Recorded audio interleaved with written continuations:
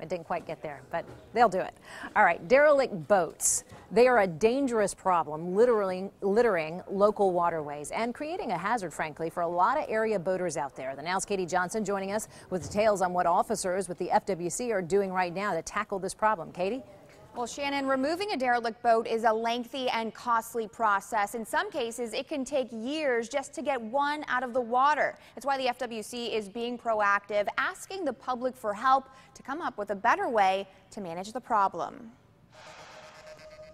You don't have to get far from the docks at Phil Foster Park to see a derelict boat. You don't even have to leave the docks. It can be challenging sometimes. Officer Lee LeBlanc is trying to tackle the problem in Palm Beach County. State police. Boats covered with trash, birds, some without engines, but with people living on board. Okay, otherwise I'm going to have to file charges against you and have you arrested.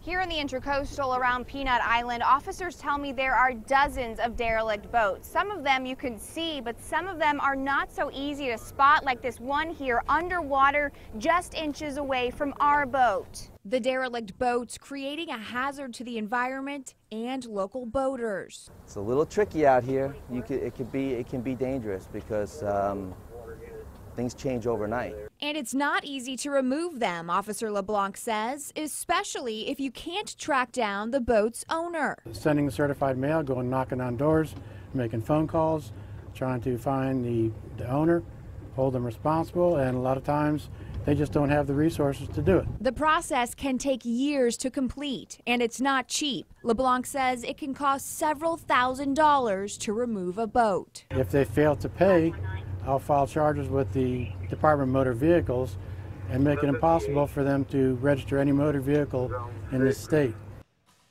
And right now there are nearly 40 boats slated to be removed from Palm Beach County's waters. There have already been 18 taken out so far this year. The FWC is hosting a series of statewide meetings. The first one is coming up in the Keys next week to get input from boaters on how they think the problem can be fixed. Shannon?